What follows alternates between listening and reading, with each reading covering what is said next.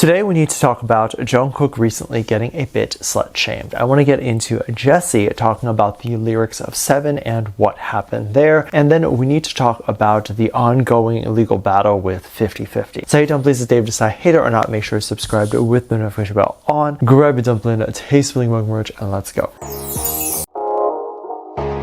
If you are not aware, 50/50 has been in litigation for a long time, or seemingly long. I believe it was initiated by them. Basically, since the release of the song Cupid, there has been some dispute on the profits and what the CEO has been doing with the money to repay debts. And basically, it seems like 50/50 wants to remain on their stance to leave their label. This is a big deal and one that I have some controversial opinions on, and one involving someone who is aware of how the industry works. But if you are not aware, 50/50 currently has one notable hit that was played everywhere and all over TikTok, which is Cupid. This song really launched not only the group but the label into somewhat mainstream success. It was believed due to this success, the label was able to secure even more funding and support for the girls at 50/50. The label went to Silicon Valley, which is the main place any business owner or business person goes and looks for really wealthy people to invest in their business idea. After people see the success of Cupid and the group,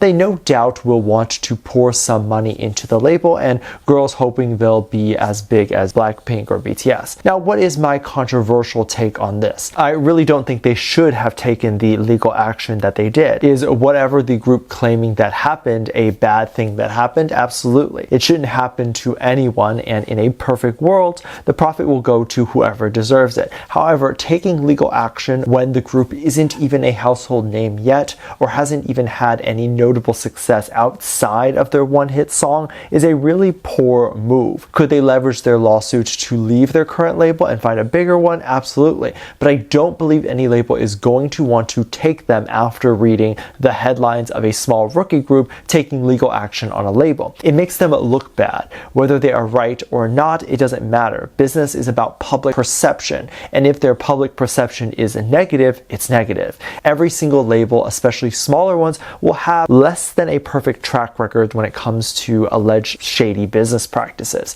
So for this case, I don't know if the claims are true. I am just playing devil's advocate, but I bet when BTS started, there were some more shady things, and BTS's initial contract was probably not that good. But after BTS was able to prove their worth and value over years of success, they can then negotiate their contract. That's how it works. 50/50 taking legal action now, in my opinion, not only makes them someone other labels don't want to work with, but any investors who did agree or want to agree to work with 50/50, I can't imagine would still want to put their money into the label or group. They should not be doing this, and whether the claims are true or not, the headlines for a while read that the CEO of the label sold his belongings to pay for the promotion of the group, and now it says the group is taking legal action. Again, whether true or not, it just doesn't make the group look good. It actually makes them look terrible, and I'm sure this is not their intention. Most K-pop idols don't make any money until years later, and it's usually something the upcoming trainees and groups are aware of.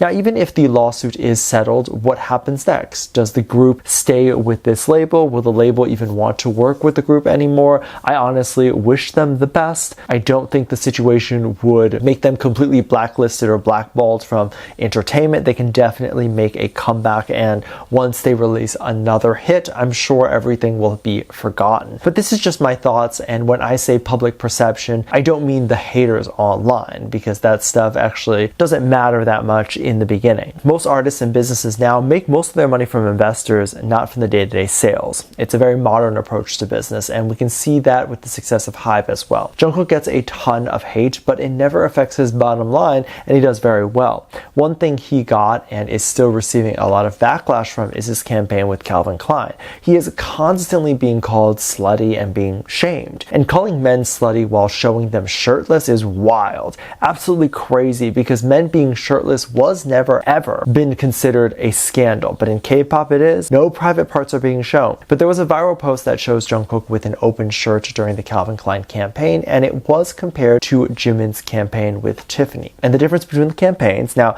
these two brands are completely different obviously. We have Tiffany, which is supposed to be not a sexual brand. Their whole thing is upscale upscale and classy. Meanwhile, we have a literal underwear brand, Calvin Klein, that is supposed to be sexual. So yeah, the looks are going to be very different. To call Jung Kook a whore on the street is so extreme and going way too far. Like, how on earth do men even look like that? Even male escorts are not worth $5. It's annoying because I highly doubt these people writing these comments actually care or actually think that Jung Kook's being shirtless is a problem, but they simply know that by making a literal comment that is seen as negative, it's going to cause a reaction online. The only way to stop these types of things is to literally not have a reaction to them. I think this is a lot where you'll have a bunch of people spreading false rumors and stories, and then you'll have a bunch of people trying to prove the rumor wrong. The initial fake rumor doesn't have to be true, but since everyone is trying to prove it wrong, the rumor gets heavily circulated online and goes viral. Even after everything is disproved and settled, these people don't care. They got their clout and their 15 minutes of fame,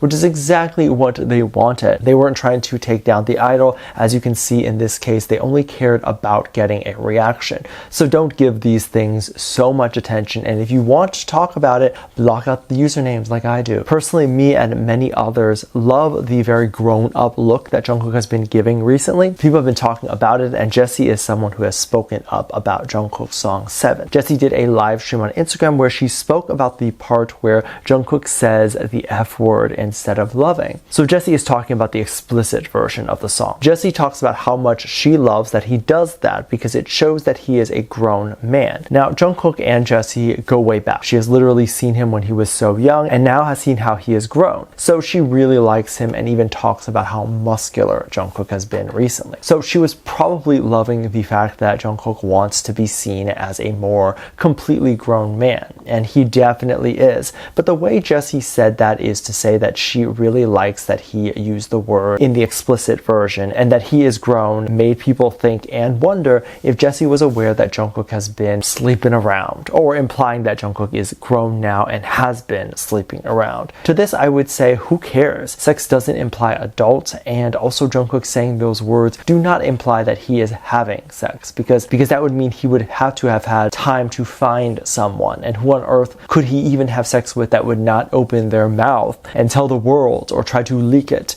Imagine him sleeping around and needing a literal bodyguard outside of hotel rooms to be like, keep your phones with me, or needing to sign some sort of NDA before having sex. It would be too much trouble that it wouldn't even be worth it or fun, because literally in that case the entire company or personal staff with him has to be aware that he is making sexual plans so they can all protect Jung Kook. It's just too much that I wouldn't even find that situation sexy. People like to think too much, and Jung Kook didn't even write those lyrics. I often wonder, even for something like Lotto's verse, Jung Kook likely isn't even aware of all the metaphors and double entendres that exist there. So literally for him, just because he's singing those lyrics does not mean he is living that life. But even if he was, I really don't care. Jessi would also not be the person that would be aware of Jung Kook's potential sexual activities. She just wouldn't, even if they were close. Jessi knew Jung Kook when he was younger. It would be weird. I actually found Jessi's little video to imply more so that K-pop needs to lighten up on this whole dating thing, and for fans to stop seeing Jung Kook as a kid. And he definitely is not a kid anymore, and could definitely participate in dating and all that sort of stuff if he chooses to. I mean, even looking at someone like Jessi, where if she wanted to be more quote-unquote loose, she should have that right without any backlash or slut shaming. And she gets two types of backlash: the K-pop slut shaming, and then just the day-to-day average slut shaming that women get. Let me know what you think. Make sure you check out my Patreon for more videos, link down below. Thanks for this lovely comment right here. Love you, bye.